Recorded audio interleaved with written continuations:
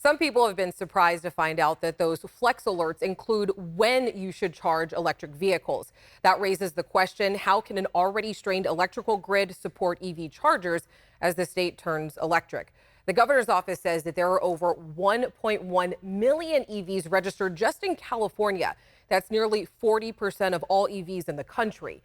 California plans to require all new cars, trucks, SUVs to run on electricity or hydrogen by 2035 under a policy approved by regulators. Some researchers say that will require our infrastructure to expand. Grid's going to have to be quite a lot larger, maybe 20–30% larger, just to meet that extra demand. Infrastructure expansion and customer flexibility with charging time is one approach. We spoke with SMUD's chief strategy officer about another long-term solution, and he says that EV charging could become a give-and-take system. There's technology coming along that's going to help those customers to not just use energy from the electric system, but also be able to put some of that stored energy in their batteries back into the electric system. That's called vehicle-to-grid technology. And for now, industry leaders say battery-powered DC fast charging stations are the best bet because they don't pull from the grid. The California legislature has made it a goal to have 10,000 DC fast charging stations across the state by 2025. And is it too hot to break up homeless encampments? Just moments ago, a federal judge said yes. In a decision released early this evening, a judge sided with the Sacramento Homeless Union.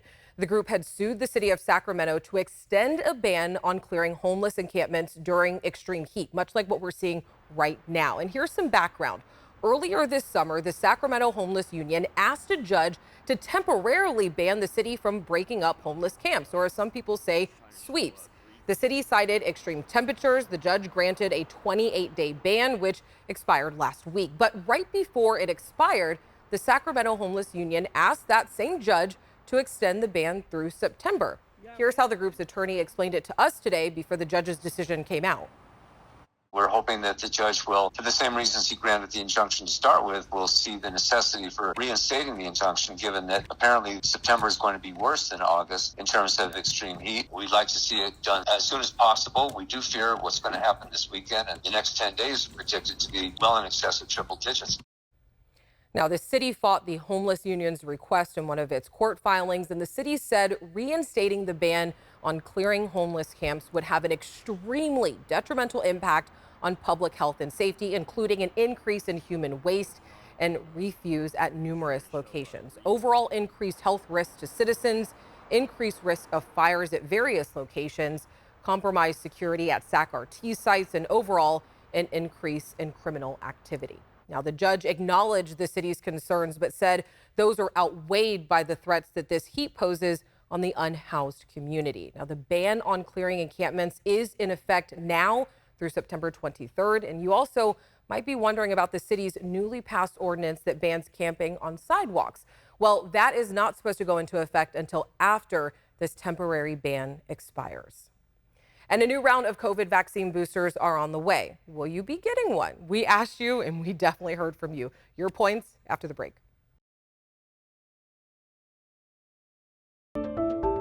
New COVID booster shots to target Omicron subvariants have been cleared for the public.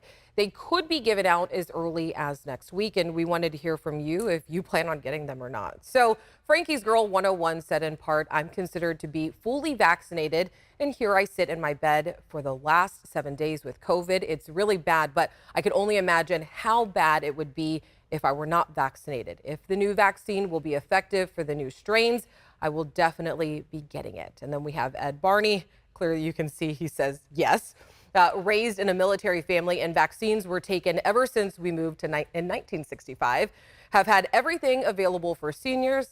Want to live longer to bug my wife for another 40 years. All right, let us know what you think. All you have to do, send an email to the team at tothepoint@abc10.com.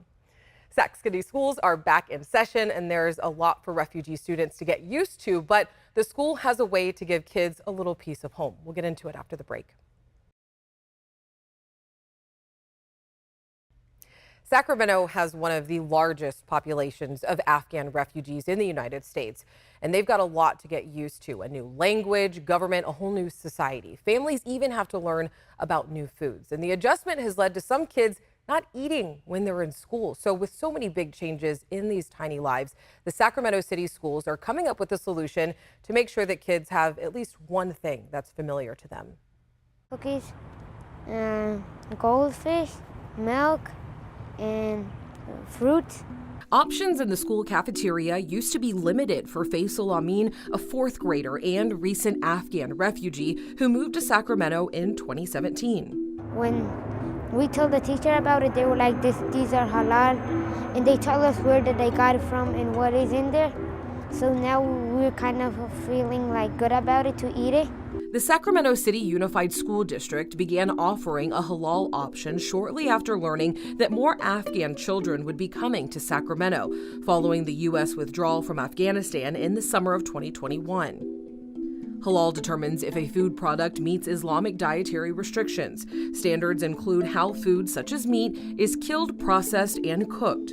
We're labeling everything, so even though there's a language barrier, they know that it's a halal food. Diana Flores runs the Sacramento City Unified School District's nutrition department. Lunch service is really hard right now. It takes a long time to serve all the kids because they're taking their masks off to eat, and so we normally have all these tables full. Through collaboration within Sacramento City schools, Diana and her team were able to test launch halal items at Faisal's school, Pacific Elementary.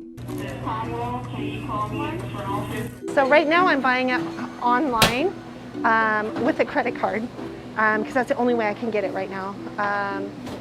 There is a company called Miramar that specializes in halal foods, and they do sell to school districts, but because of supply chain shortages, they're unable to fill orders right now. U.S. Census data from 2019 shows Sacramento had one of the largest populations of Afghan refugees in the country.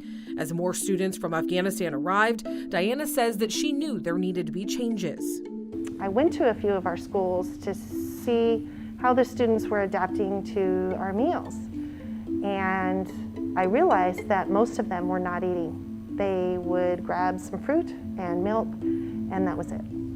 And I wanted to communicate with them, but couldn't. Diana and her team also created these flyers in Dari to send home to parents so that they could better understand what their school was serving, like the Amin family. In the flyer, I saw that, and also my children also told me about the halal food, and they was very happy. Hi, how you doing? I went to Pacific Elementary for lunch, and we met Hilda Jaime. Hi, beautiful, thank you. Who is the food service lead running the kitchen. And we put it separate like this warmer. We keep it only for the halal items. So nothing else is only this one. She's been cooking lunches for 7 years at the Sacramento City Unified School District and says that the halal meals mean a lot to the Muslim students. Last time when we served the hamburgers, the big ones, they're so happy about it. They even tell us, thank you so much, tell my sister, she's in 2nd grade. Like if we know who their sister is, they're telling us to tell the little ones that that's something that they can eat. She says her kitchen serves about 80 halal lunches a day. We've been adding a couple more items, like right now the chicken nuggets is the one that we're serving today. Diana tries to order halal foods that look like traditional school food items. They're eating orange chicken today, so it looks kind of similar. So you don't have kids saying, why did they get that? Why did they get that? You know, we just try to match it to the entree. So tomorrow we have hot dogs on the menu for all the students, but then we have halal hot dogs too. Faisal says it tastes similar to what he eats at home, which makes his father happy. Now they eat it at school. It's good for their health too. This is more than just a job for Diana, which is why she's been with the district for 15 years. I think for me and for our program, it makes those students feel at home in a city they've never been in before, at a school they've never been to before. It makes the school an inviting place for them. Oh, I love seeing the Amin family. They were so cute and so sweet. All right, Diana told me that the district hopes to one day have halal options available for all students like they do with their vegetarian food. But With supply chain shortages, it's just been tough to get food at all. But I want to take a moment to introduce you to Naweed Ahmadid. He works in the district's nutrition IT services department and emigrated from Afghanistan for security reasons. Naweed stepped up in a major way for the district. He speaks 4 languages, which are a huge asset to the growing and changing student population. He was the one who translated those flyers that were sent home to parents in Dari so that parents knew that halal food was coming to Pacific Elementary. Naweed says that he was just happy to give parents peace of mind about what food was being served at their kids' school.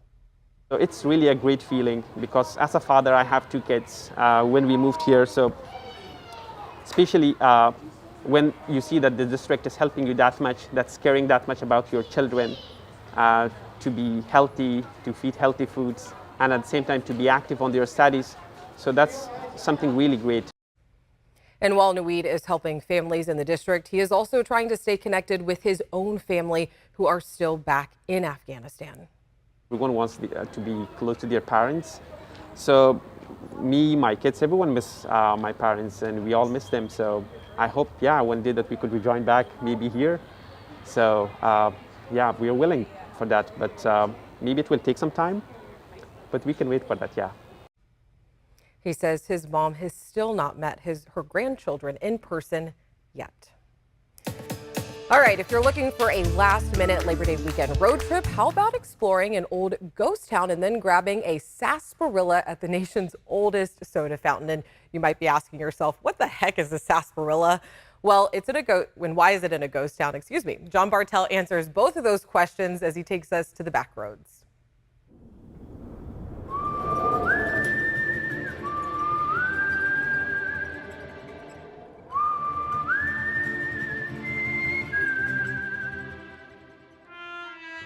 In 1895, gold miners flocked to the Mojave Desert to strike it rich in the town of Randsburg. The mine is actually so big that most people can't see it. In its heyday, more than 4,000 people lived here. Hotels, stores, and saloons lined the streets. They had over 20 bars at one time in this town. Today, though, Randsburg is just a detour off Highway 395 in Kern County. The old pit mine that sits above the city is empty, and the only place to get a drink in town is at the tavern on Butte Street, or at the Randsburg General Store. This is the same recipe that's been used as far as I can think back. Gold put Randsburg on the map, but soda kept it from turning into a complete ghost town.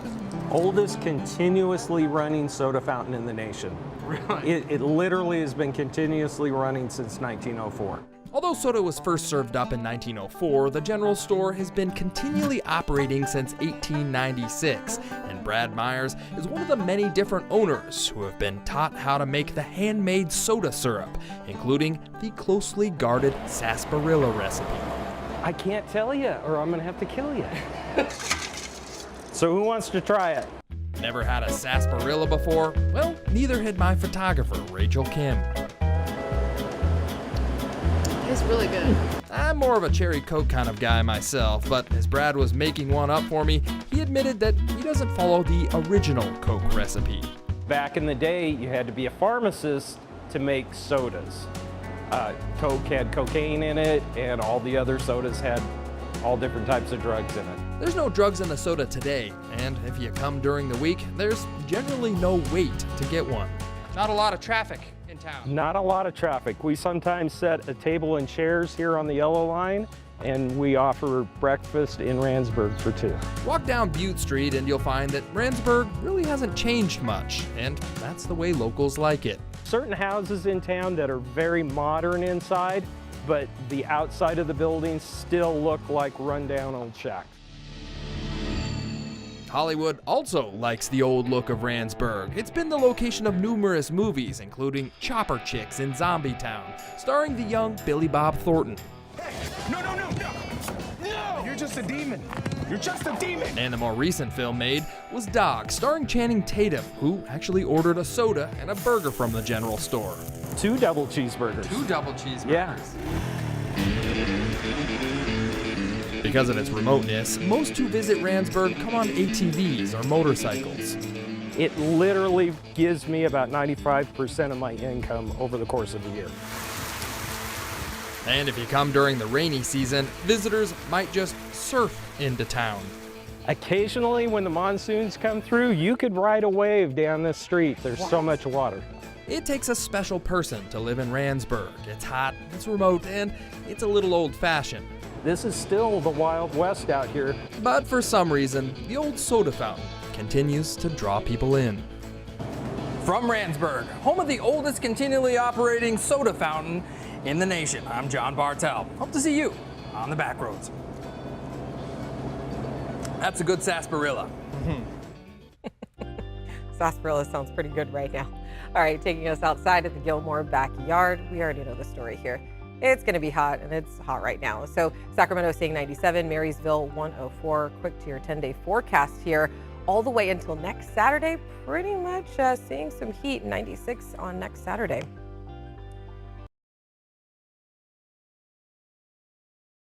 NASA is set to finally launch its Artemis 1 mission tomorrow, sending an uncrewed spacecraft into the moon's orbit. And this paves the way to land humans back on the moon for the first time since 1972, and ultimately creates a path to put humans on Mars. Yeah, you heard that correctly. I spoke with Jose Hernandez, a former astronaut from the Stockton area who took part in the Discovery missions. And he says this is really a full circle moment that gives him hope for a new generation.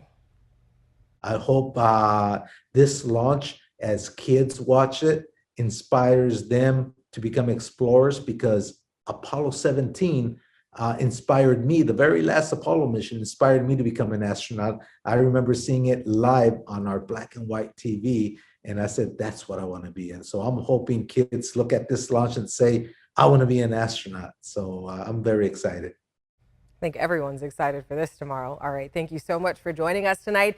If you've got something that you want the team to look into, we would love to hear from you. All you have to do is just hit us up on Twitter, Instagram, Facebook, or you can just email us. We hope you have a great weekend. Please stay safe and enjoy the holiday.